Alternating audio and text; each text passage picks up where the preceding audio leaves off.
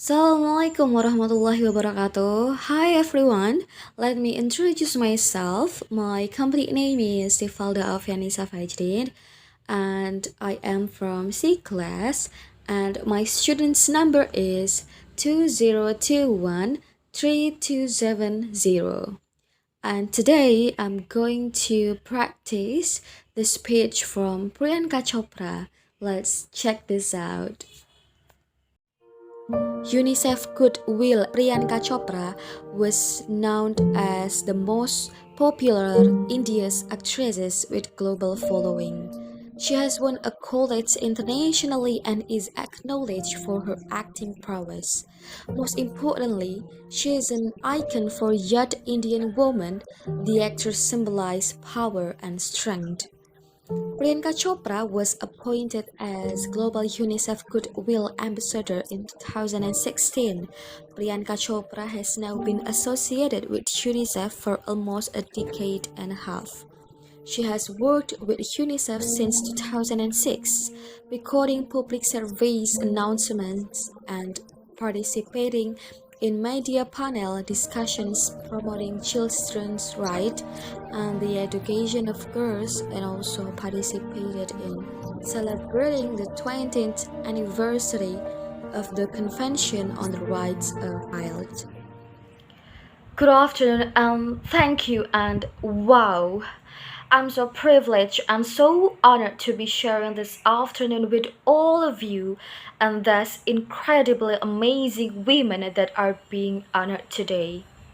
I'd like to extend my congratulations to each one of you, Octavia, Michelle, Kelly, Patty, and all 50 women that have been included in the Impact Report.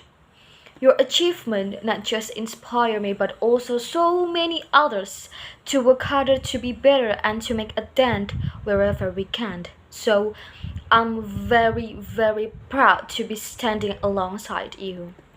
So in life, there are moments when you stop and ask yourself, how did I get here? Like, why am I standing here? Well, this is definitely one of those moments for me, and I find myself going back to the beginning, back to my roots. I was born to incredible parents, amazing parents who served as doctors in the Indian Army.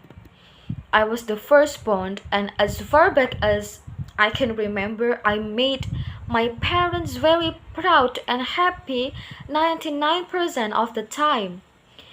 Okay, slight exaggerations of personal achievements are allowed from time to time, don't you think? My brother was born a few years later, and even then, nothing changed for me. We were both given equal opportunities, and I want to emphasize this. I want to really emphasize this for you because I don't think a lot of people might understand that being equal might seem very normal, but where I come from in India and a lot of developing countries around the world were of not this is an exception. It's actually a privilege. My first experience of the glaring disparity between boys and girls came at a very young age. I grew up in a middle class family with extremely philanthropic parents who constantly reminded me and my brother how lucky we were and how giving back to those who were less fortunate was not a choice, it was a way of life. Simple. I was 7 or 8 years old when my parents started taking me on these visits in a traveling clinic to developing communities around and villages around the city that we live in called Barely.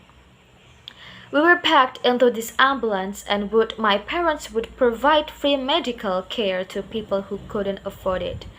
My job at the age of 8 was an assistant pharmacist.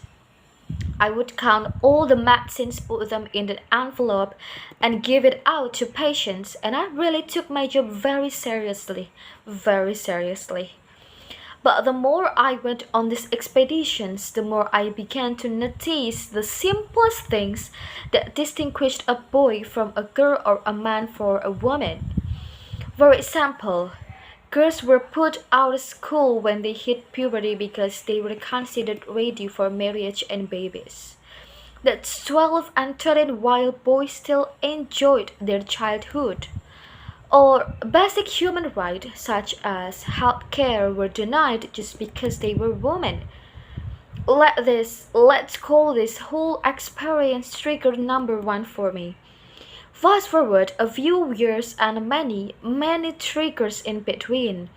Like a producer director, for example, early on in my career, I must have been about 18 or 19, telling me that if I didn't agree to the ridiculous terms or painfully low salary in his movie, that he would just replace me because girls are replaceable in the entertainment business.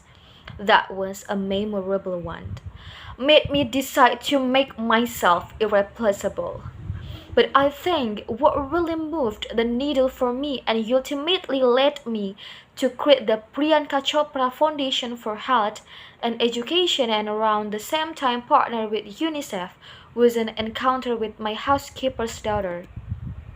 About 12 years ago, I came home from set early one day, and she was sitting in my library reading a book, and she must have been 8 or 9 years old, and I knew she loved reading. So I asked her, I was like, it's a weekday, why aren't you in school? And she said, oh, I don't go to school anymore. So I went and asked her mother, and I said, why isn't she in school? And her mom said that her family couldn't afford to send her and her brothers to school, so they chose the boys. The reason she would eventually get married and it would be a waste of money. I was completely blown and it shocked me to my core. Eventually, I decided to cover the cost of her education so that she could continue to learn, because education is a basic human right and a huge necessity, especially today.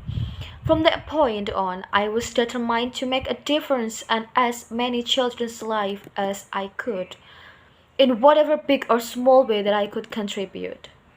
There's a really beautiful quote that I read recently, and I think it's absolutely appropriate to explain what I'm trying to say today. The hand that rocks the cradle, the procreator, the mother of tomorrow, a woman shapes the destiny of civilization. Such is the tragic irony of fate that a beautiful creation such as a girl child is today one of the gravest concerns facing humanity. Girls have the power to change the world. It is a fact, and yet today girls are more likely than boys never to set foot in a classroom. Despite all the efforts and progress made over the last 2 decades, I'm just gonna give you a stat, more than 15 million girls of primary school age will never learn how to read or write compared to 10 million boys. Primary school is the beginning of our future. Over the last 11 years, I have witnessed firsthand the incredible work that UNICEF does for children around the world, especially victims and survivors of child marriage, displacement, war, sexual violence. But there is still so much work to do. And for me, that's the fuel to my fire. That the reason I'm so committed to discuss, and that is where my passion stems from, because I know that a girl's education not just empowers families, but communities and economies. A result of her education we all do better. It's just as simple as that.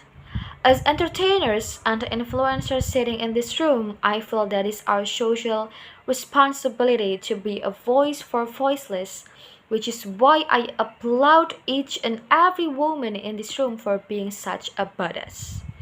For using your platform and your voice to contribute to change, and for ensuring that there is not even one lost generation as long as we are alive. I'd like to thank Verity and all of you for encouraging me and all of us in this room to keep going and fighting on. Thank you so much. That's all from Priyanka Chopra's speech. I'm Stiffalda Aufiannisa Fajrin. Thank you for the opportunity.